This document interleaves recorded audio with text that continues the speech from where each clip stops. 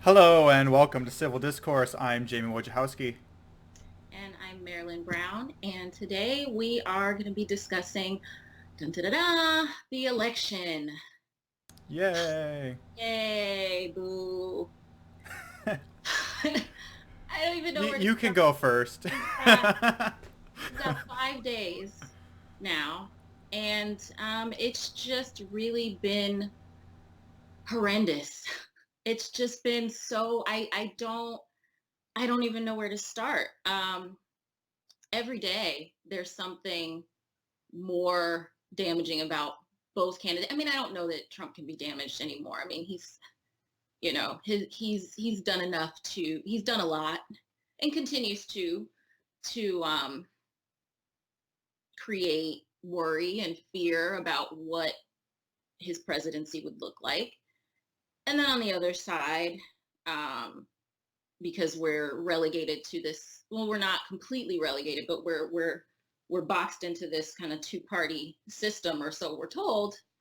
And so the other side, Hillary Clinton, every day something is coming out that's confirming what a lot of us who were really strong Bernie Sanders supporters were seeing during the primaries. Um, Specifically with the media and how her campaign was helped, and supported. And, I was just thinking today, and even at the time, I remember I said this to a few people, that it felt like not an election, not a primary, but like a coronation. And we were all just supposed to just roll out the red carpet and put the crown on her head and give her a scepter and move forward. And they were extremely surprised that that didn't happen and that Bernie Sanders got so much support. And, I went to a rally of his, one of his last ones. And even at the end, when we were pretty sure that he wasn't going to get it, there were so many people there that were passionate. It was down in San Pedro, down at the docks, and the industry down there. There's so many issues with the workers down there, and so it was down at the docks and just seeing so many people of all different ethnicities, all different religions, just coming together so passionately. I mean, I was really kind of not sure what it was going to be like, being that it was, I mean, this was in like July. This was pretty far into things. And so I was kind of like, well, I don't know if people are going to be that fired up anymore. I don't know if it's going to be as packed. And I mean, it was packed. There were so many people. Everybody was so passionate that we had somebody that actually cared about us and our interests. And, when that didn't go, when he didn't get the nomination, a lot of us hearts were broken. But it just, I don't know. It just seeing, I guess I'm kind of rambling about the rally, but just seeing these things, seeing confirmation of what you felt at the time. Like there's just so much support here, and why is he not getting, even a fraction of the coverage or of the support? And it was not of the support, because he had a lot of support, but of the coverage and of the, just the fairness. And so seeing this concrete evidence of it is right now at this time when we're forced into, or feeling forced into, this rock and a hard place is really, really difficult, to say the least. Yeah. I'm exhausted. I think there's so much. Uh, I think with that, it's all that's true, and I think there's kind of two narratives that are happening right now, specifically with Hillary Clinton. There's this email scandal that I think the media fixates on, Hmm. and then makes it seem like that's the reason people don't trust her or don't want to support her.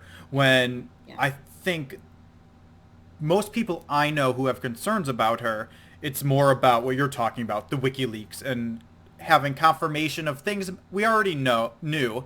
Like Right. I don't feel like any of the WikiLeaks were these huge damaging things because it was all No. stuff we knew was happening. We just Yes. had evidence for it. Yes. Yes. And I think the other side of that is you hear a lot from the establishment and from Hillary supporters of, well, Bernie supporters lost, they have to fall in line, and all these similar narratives. Mm-hmm. Mm-hmm. And I think the problem with that, at least for me, when I try to look at it mindfully, is the reason Hillary Clinton scares me so much is not because I think the corruption is so out of control that she's going to destroy the country. It's Right. that I don't believe the Democratic Party or the supporters or just Americans in general will challenge her. Because Mm-hmm. Bernie, a big part of it was we have to build a movement, and his message now with I endorse Hillary, but we have to push her to the left and make sure she Mm-hmm. does A the things revolution. that are all these things. Yeah. And I feel like when I look at the history, it's hard to stay positive for that because we live in such a partisan society, and because it's a two-party system, and because the media is the way it is, you end up with everything being pushed into sides. And what ends up happening is then Democrats don't want to criticize their candidates or their elected officials because they think it helps the Republicans. And the Republicans don't want to go against their people or push them a certain way or criticize them because they don't want to make them look weak and then help the Democrats. And then you also have the element that because it's partisan, they blame everything on the other side. Like all I hear when Yeah. talking about the Obama administration, and I'll talk to a lot of progressives who really like Obama, and I think there's a good case for things that he's done that are great and things that I completely disagree with. Um, but they don't challenge him. They blame everything that he's done that's been negative or unable to do on the Republicans. And I Right. mean, the Republicans hold a lot of the blame, Mm-hmm. but it's also Obama has pushed for a lot of policies that aren't progressive. Mm-hmm. He is with the environment and with, Right. I mean, we're bombing 7 countries now, and we were a big thing I think about is Yeah. how many protests were there from progressives on war when Bush was president? All the time. People were protesting that war like crazy. And Yeah. Obama came into office and it just stopped. And the wars just grew. And it's Mhm. it's just this hypocritical thing, but I don't want to say it in an attacking way because I understand where it's coming from. It's coming from this fear of not wanting to hurt the Democrats because they're the progressive party and there's only two parties, and if we go after them too much we make them weak, and then the Republicans get stronger and the other side's the exact same way. And then the positive to it is Florida. So I posted about this online, and Florida does early voting. I think they start mid-September, Oh and wow. they count the votes as they come in, and they release them. You can go look at them online. Mm-hmm. And all the polls estimated that by November 2nd, third parties would have record high numbers. They were expecting 2.5%, which would have been about 190,000 votes. Mm-hmm. And what actually has come in since November 2nd is almost 900,000 votes, over 8 times the record numbers they were expecting. Now, if This is Florida, just Florida. and that's a swing state. Wow. That's a Right. state where a lot of Pretty people crucial swing probably, state. yeah, That's a that pretty would crucial swing state. Yeah. exactly. And most, I would think, a state like that, a lot of people who would be empathetic to the third party and want to vote third party would Mm-hmm. not, out of the fear element and the spoiler narrative and all these Right. things. So if that is an indication of what the rest of the electorate around the country is going to do, we can see third parties with 20 to 30% of the vote this time, and that's insane. I mean, getting 5%, they get the federal matching funds, they get automatic ballot access in a lot of the countries. Like, people don't understand. You hear a lot with third parties, well, they only show up every 4 years and they don't try to win local elections. If people don't bother to look into why that is. And it's a lot with ballot access. Like, you don't see the third party candidates to right before the election, it seems, because they're spending all their resources just getting signatures to get on the ballots and get through all these uh, loopholes that they have to get through just to get on the ballot. And then they have no money left to even do anything. And what people don't know is when you run a presidential candidate for a third party, you get automatic down ballot access. So that's really the only way you can run local candidates. And I don't know about I think this is true for the Libertarian Party as well, but I know the Green Party at this point, they aren't even able to run midterm elections at the local level because there is no president No. and they don't hit that 5% and they can't get the signatures. They need, the local candidates need almost the same amount of signatures as the presidential candidate needs, and you need to hire people to get those signatures because it's not just signatures. A lot of those states, you need independent signatures. They can't be Democrats, they can't be Republicans. It has to be independents and Green Party voters. Every state's different. You need different amounts. And but I mean, even Nevada, the Green Party did double what was required, and the state claimed that over half those signatures were invalid, and they didn't even have to offer proof. They just said it, and that was it. There was nothing legally they can do. So hitting that 5% makes it so much easier to be competitive. And I Yeah. think a lot of that had to do with what we were seeing with Bernie Sanders and even what we've seen in the Republican Party with Trump and wanting anything that's not the establishment. Right. Yeah. Wow.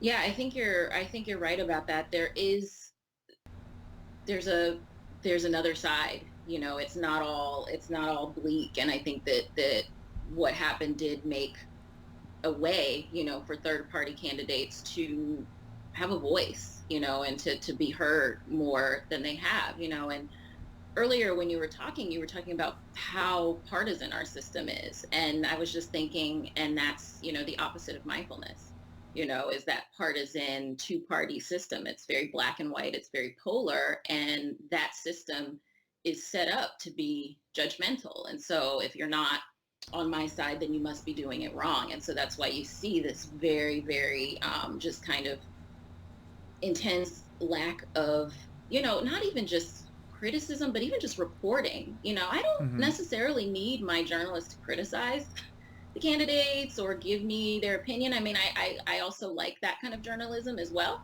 But somebody just giving me the news and letting me decide is awesome as well, And so Yeah.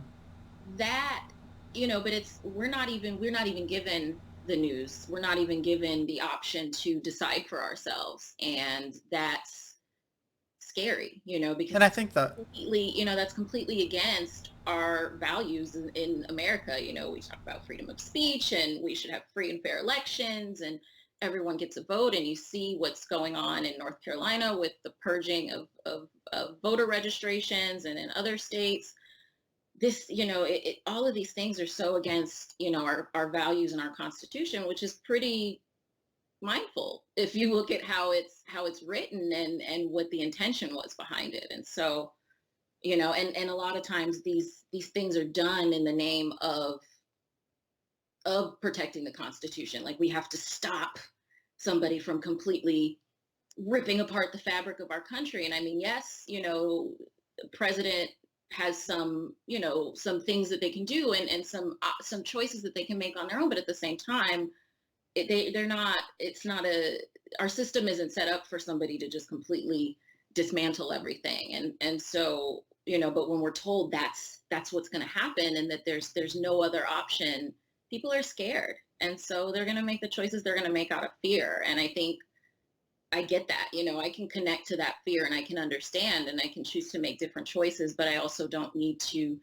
judge you for the choices that you're making, because that doesn't move us any further either. We need to be connecting with the other side and seeing or not seeing another side at all. Just, mhm. connecting with each other as people who want to have better lives.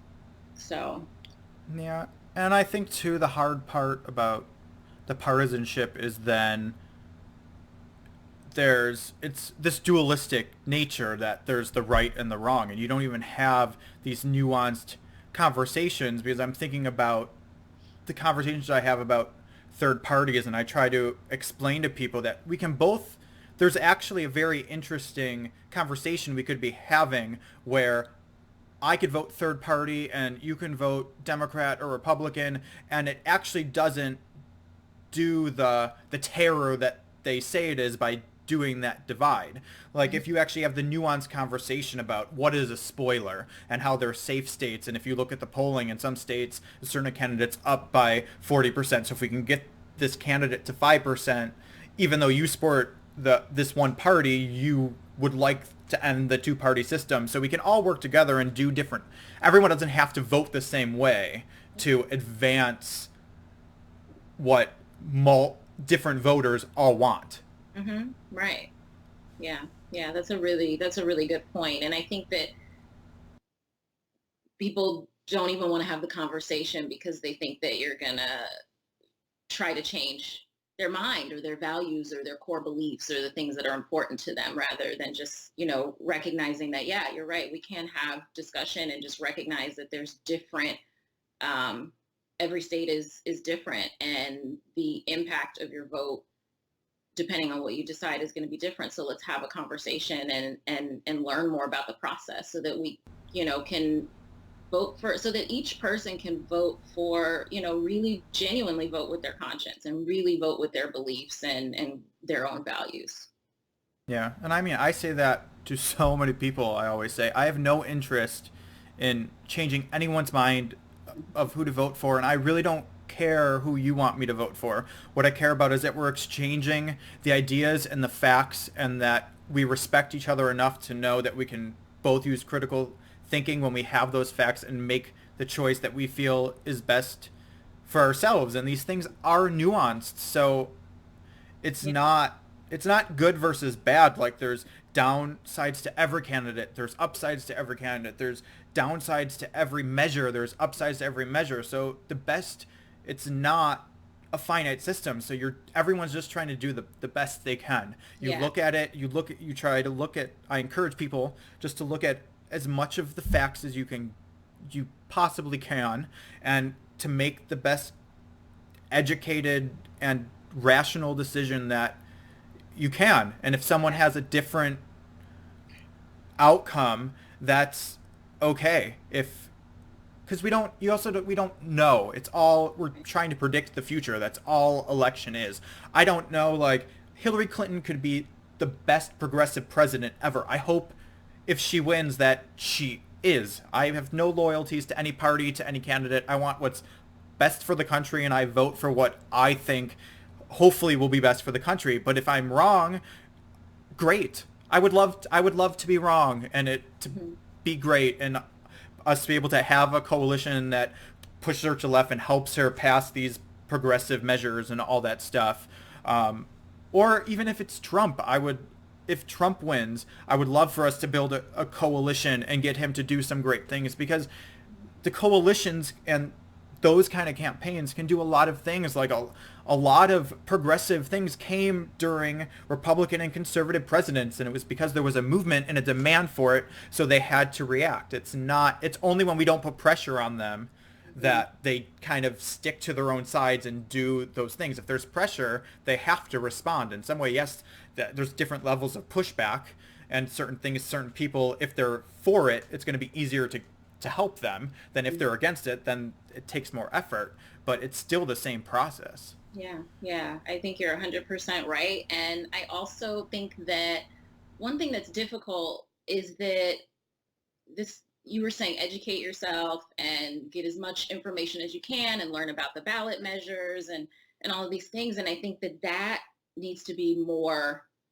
accessible to people, that process, because one Mhm. thing that I learned during this election process, and I voted from home, so I'm already done and I feel great about that. And I'm really glad I did it from home, because there's a lot of these ballot measures and they're intentionally confusing. Mhm. And that, for lack of a better word, sucks, because we are set up to fail when that happens. Prop 64, for example. How do is it really realistic that people are going to read a 62-page document in legalese and actually understand the things that are buried in that?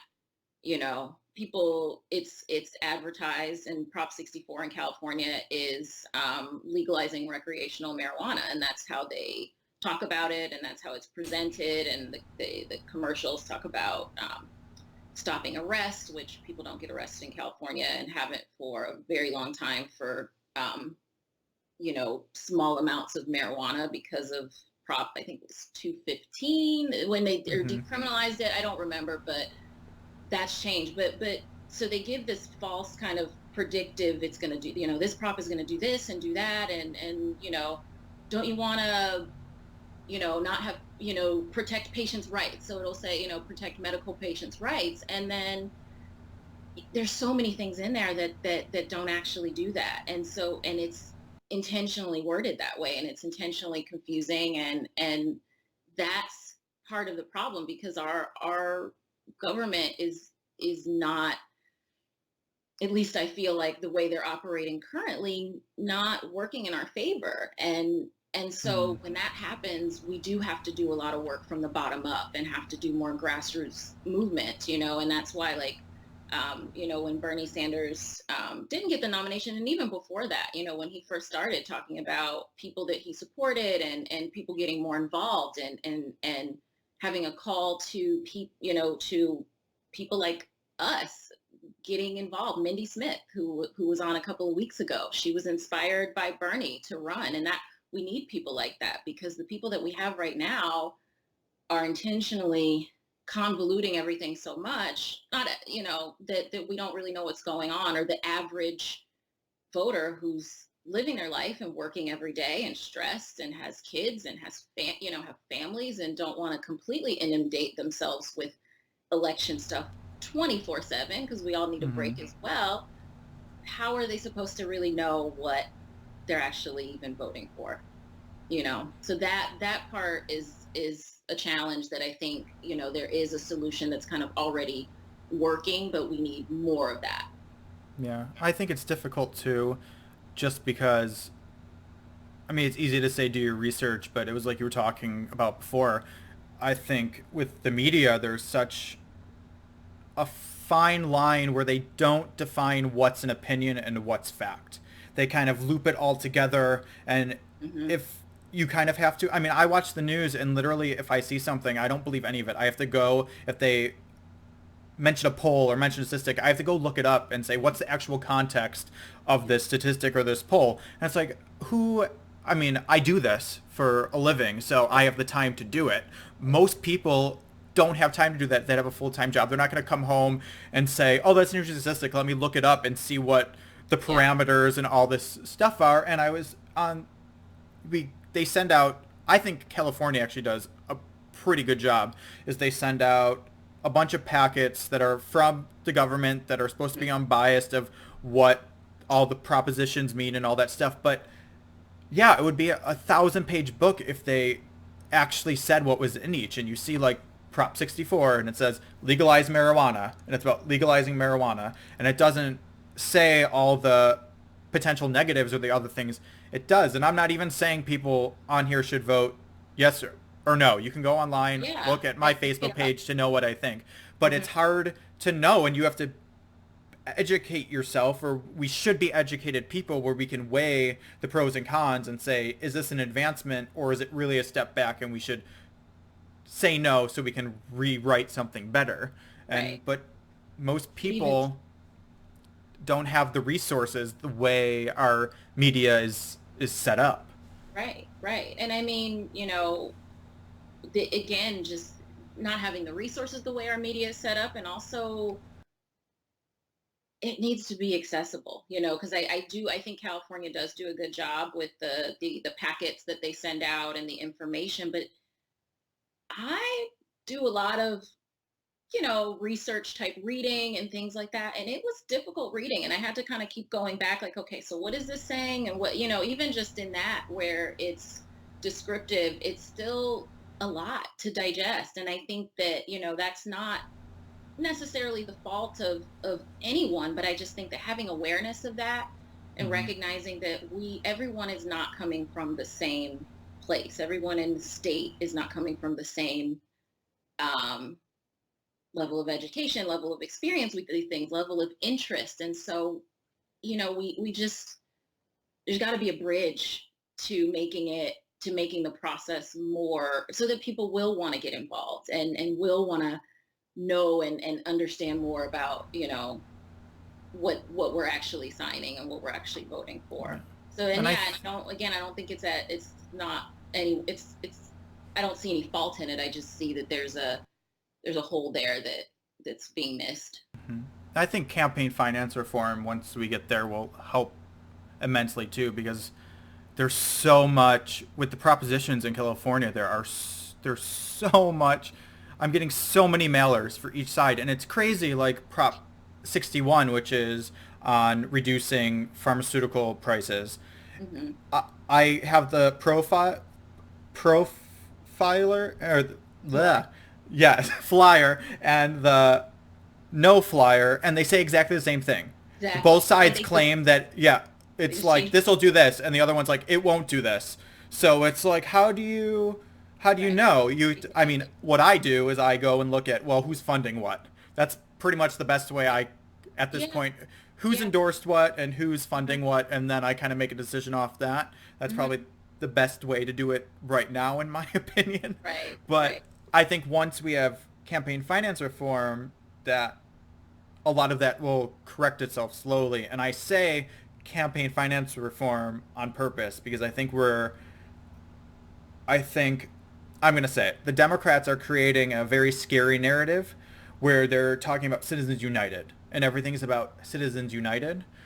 And the system was incredibly corrupt before Citizens United. And I think that's their way of, I think both parties do this. I'm not going to say just Mhm. Democrats because both of them do that, where they'll overturn Citizens United and they'll say, "Ooh, we won," and then that's it. And the system's still just as corrupt because they find different ways that, I mean, all Citizens United did was made it the corruption more transparent. It didn't really enhance it all that much. It was all pretty much there. So I just think it's important to say campaign finance reform because it's much there's many more steps than just overturning Citizens United. Yeah. It's a really, really good point, and I hadn't really thought about that. So I'm gonna make a mindful effort to shift my lingo on that as well, because you're right. It's Citizens United was just kind of like the last little like cherry on top of Yeah. you know, pretty. And listen to your politicians' wording. That's always I find wording to be very important. Not Hmm. I feel like we're picking on Hillary Clinton now, but uh, she likes to say what's her phrase? Unaccountable money. We want to get unaccountable money out of politics. Mm. So, and my assumption, and this is my assumption from that wording, is what that means is she just wants to make all the people who don't have to state that they're giving that money or where it's coming from, state where it's coming from, Right. which is not going to fix the problem. Us knowing where it's coming from isn't, we need to get the money Nothing to do with out, the problem. not, Right. yeah. Yeah. Yeah. No, that's that. Yeah, you're right. That's a really, really good point. You do have to pay very close attention to the wording because this is and I don't I don't feel like we're picking on Hillary Clinton. I think that we're talking about the process, and any politician to be a successful politician does use very careful wording a lot of Hmm. times. And so that's one of the strategies to being in that type of um, to being successful in the system that we have set up. So I don't fault them for that, but we have to be more aware. Like you said, we have to be more mindful and pay attention and not just think, oh well, they're somebody's promising that they're going to get the unaccountable money out. Oh, okay, well no, the money's now accounted for, we're good. And we're then hurt that we feel like promises that were made were broken, but maybe those promises weren't actually made. Hmm. So yeah, I think you're right. Yeah, and it's interesting because you're saying that on the Hillary Clinton note, is I get accused a lot of focusing on criticizing her and kind of ignoring Donald Trump, which I 100% do. But it's mostly because Donald Trump to me is so over the top, and I think he is a result of the establishment and the way everything under him is working, Mm-hmm. that I don't find criticizing him personally to be all that productive, Mm-hmm. because if we just criticize him and then he loses in 4 years, we're likely to get someone who's even more extreme. I Yeah. My prediction is Ted Cruz, Oh. but so it's more of a, for me it's more of, if we fix the systemic problems, Donald Trump will correct itself. Right. He wouldn't Um, matter. Yeah. but with the more of the establishment candidates, like Hillary Clinton is one of. It's not, Hillary Clinton is not the problem. I will say that. I've always said that Hillary Clinton is Yeah. not the problem. It's the establishment and the pattern we have within our government that's the problem, and Hillary Clinton is just one byproduct of that. Yeah. But she is a representation of the problems within the establishment. So that's why I think I tend to focus more on trying to bring a mindful analysis and criticism around her, because I think if we start criticizing that, it'll start seeping into the entire establishment and we will correct the problems, where focusing on Donald Trump is a distraction in my view. Yeah. Yeah. No, I Because if we definitely. just ignored him from the beginning, it never this. I mean, if everyone just ignored him at the beginning, he would have never. We wouldn't be having this conversation. We wouldn't be having this Yeah. conversation. And then yeah, you're right. And so putting any attention towards that is not effective in creating any kind of change or moving things along. Like he's not the problem, he's a symptom of the problem. And so we have to Yeah. deal with the establishment itself, not specifically each person that is, the kind of the main figure for that establishment at the time, because it's like you said, it's not about that main figure for the establishment at the time, it's about the establishment itself, because yeah, it's not about Hillary Clinton, just like it's not about President Obama, and he's an establishment candidate, I would say. And a lot of the things that we, are concerned about are again about the establishment and about the system. And so I think that's more where we need to focus. And that's why I think working from the bottom up, which we've discussed this before, that's how change really happens. That's how we move forward. That's where we can focus our attention. And for me, that feels hopeful. Mm-hmm. Um, Thinking about trying to, like, you know, affect change, on a different level can be overwhelming. Focusing on, you know, even just focusing on the presidential election, I have to pull back from that a lot of times and Yeah. focus on the state measures, pay more attention to the Senate races and things, because that is where I feel like I can um, be more effective. So And in a yeah. lot of ways, it's very likely that no matter who wins, they're going to get into office. The other party's going to block them, and all that really going to happen is what we've saw with Obama, is that economically we become a little bit more conservative, and the war machine expands, because that's the only thing that two parties really agree on. Beyond, yeah. But if we focus on the propositions, there's so much power, like 61 in California, which is to lower the pharmaceutical prices. If we actually, what it does is it basically allows the state to negotiate drug prices, and drug prices can't be any higher than what the uh, veterans pay. Right.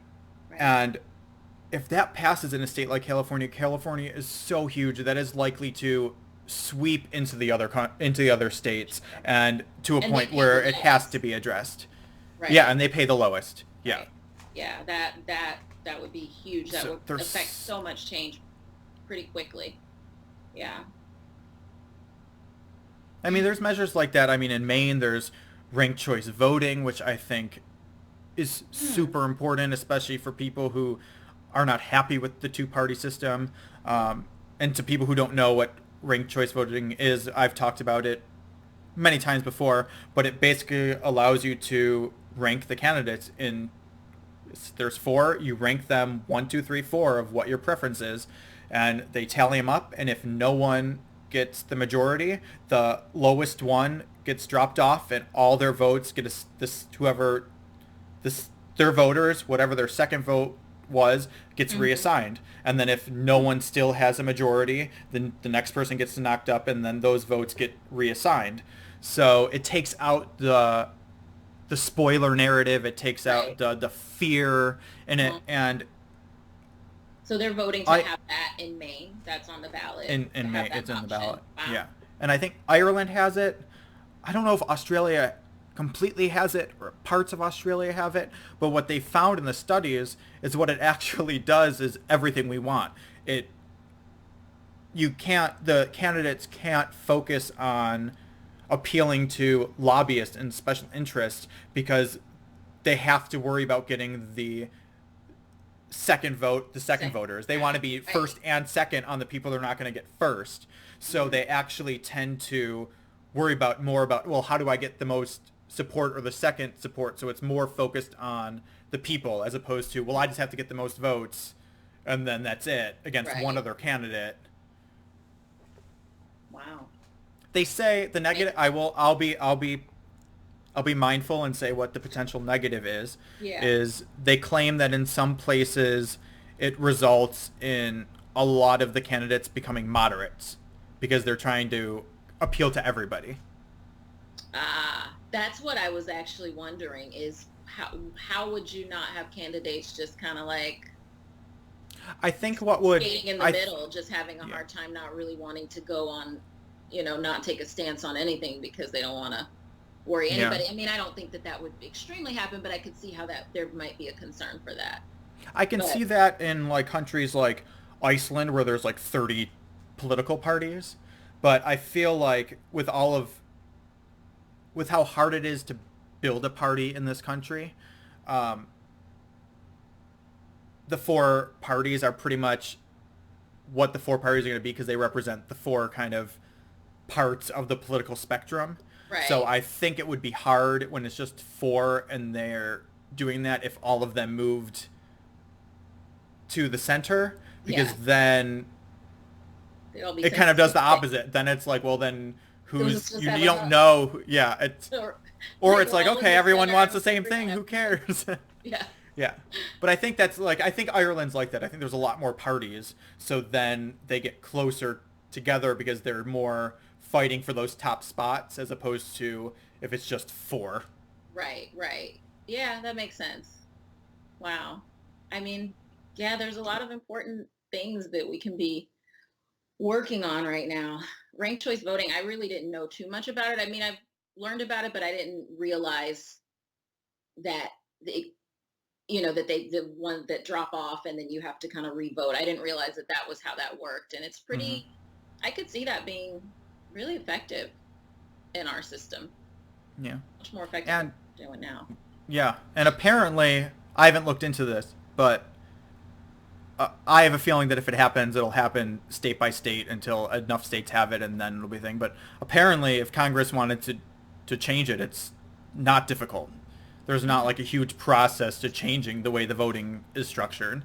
interesting. So they could easily just say, "Well, we're going to change it." I Uh mean, huh. they won't, but Right. Right. Yeah. No. I think that's another good thing about actually where we're at now because before this election, it really was a third party candidate where there was only one other candidate. And I think that was more of the spoiler narrative. Where now, when there's four, if you're going to buy into the spoiler narrative, the both candidates are pretty much equally taking away because Right. Gary Johnson takes more people from Trump, but also takes people from Hillary, but polls Hmm. higher Right. than Jill Stein. So they about equal. I think a Same. little bit more comes from Hillary Clinton, but at the same time, there's a lot more Democrats than there are Republicans, True. registered Republicans. So yeah, I think we're in an interesting time with 4. Mhm. Yeah, it's very true. I didn't really think about that because I think I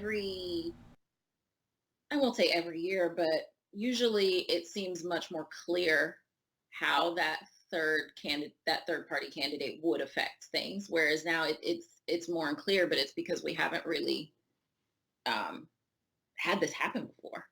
Yeah. So it's like we're polarized, but then in that polarization, there's like split. Kind of there's two different kind of not equally, like you said, but the way it works out, I think it does actually create more balance to our third, fourth party system than there's ever really been before. Mm-hmm. But I know too, there's still a lot of what do they call it?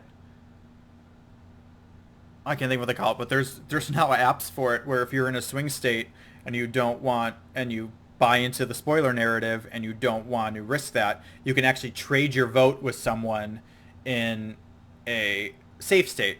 So someone in Ohio who wants to vote for Gary Johnson would basically say, "Oh, this person in California, you vote for Gary Johnson and I'll vote for Hillary Clinton, or I'll vote for Trump," and we'll switch it.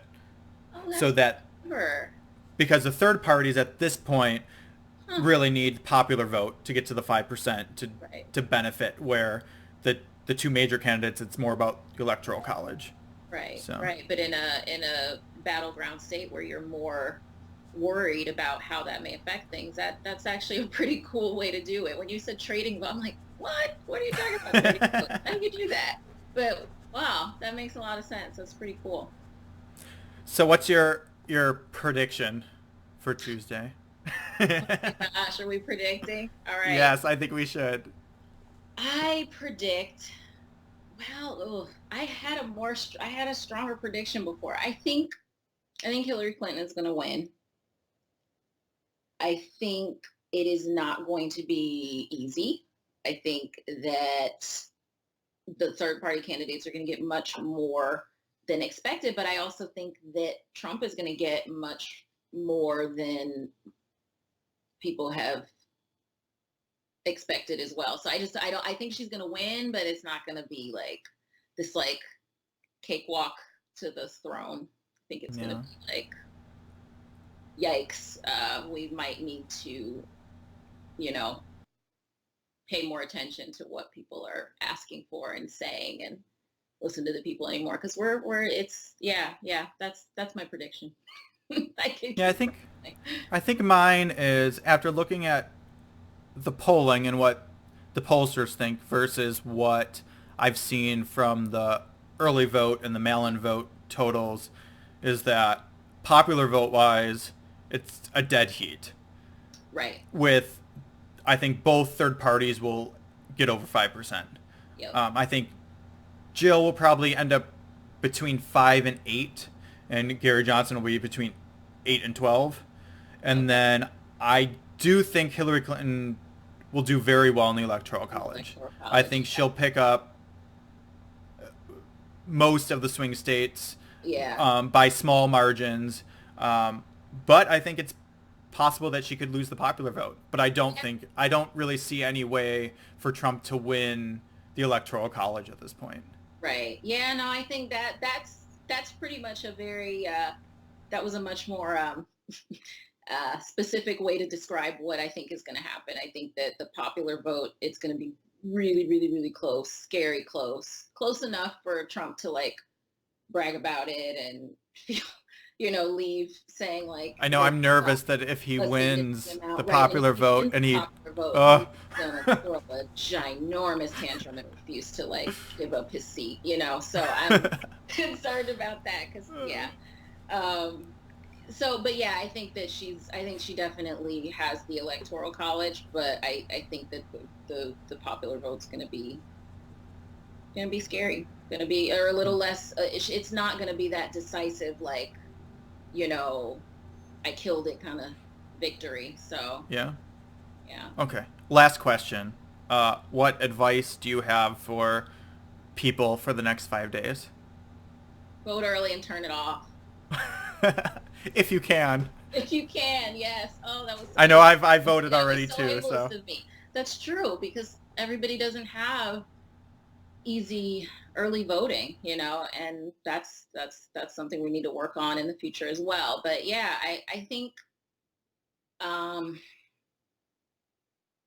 try even still, I still think don't let it consume all of your energy, because I know a lot of people are very stressed. I work as a therapist. A lot of my clients are very stressed. This isn't something we usually talk about very much in therapy, is elections and feelings about it, but everyone is just very, very concerned, just across the board, and feeling unsure. And I think that a lot of that is what we're being inundated with. So I think people need to take mindful breaks away from it, and not like start your day first thing in the morning checking like what new thing came up. Hmm. Start your day in a mindful space, taking, doing something that brings some joy.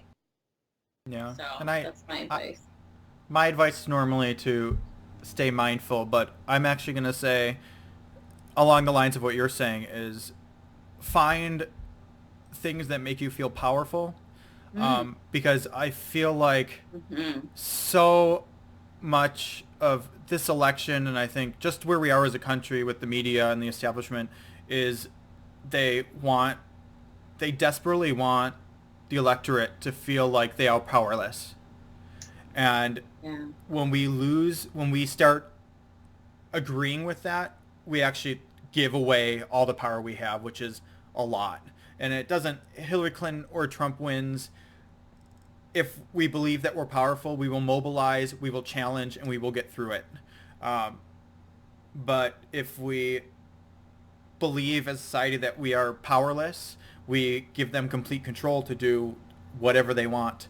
Yeah. So and it's hard because everything, the media is telling you, everything you're hearing, everything you see on Facebook is all about fear and how Yeah. powerless you are. So just take a step back, take a breath, just do something that makes you feel powerful so that you're reminded that you do have power. And Yeah. yeah, it's hard when you're a single person, but there's so many of us. And if we come together and we organize, and it takes time and it takes tears and it takes sweat, but we can really change things drastically. And it's not me just saying that. I mean, we went through civil rights, we went through the women's rights to vote, LGBT rights. All these things were not things that the establishment said, "Ooh, this is a good idea." These are Right. things that people had to die for and sweat for and be on the streets for decades sometimes before change happened. But without that, it it we'd be where we were. Yeah. I mean, Yeah. no, when it was all men, no man was like, "Ooh, it'd be a great idea. Let's give women the right to vote." Right. No, they had to be. To fight It for was it. the women and their allies coming on the street and demanding it, Yeah. and it could be rational. Like, I'm not saying the politicians are great. Some of them are, and they want to do the right thing, and others only worry about power and what's going to keep them in office. So if we put enough pressure on them that says you're not going to be in office if you don't support these things and represent us, then we steal their power away. And Right. it's better for us, they're representing us. It's better for us to steal their power than them to steal ours. But in an ideal world, we would empower one another and all rise together. Right. Right. In an ideal world. In a In an mindful ideal world. world. But Yeah. no, I think, yeah, I like that. I like that recognizing your power and doing things to bring us to that place where we do feel powerful. Yeah. I think that's super, super important. Great. Okay. Well, That was few a more days. nice joint breath.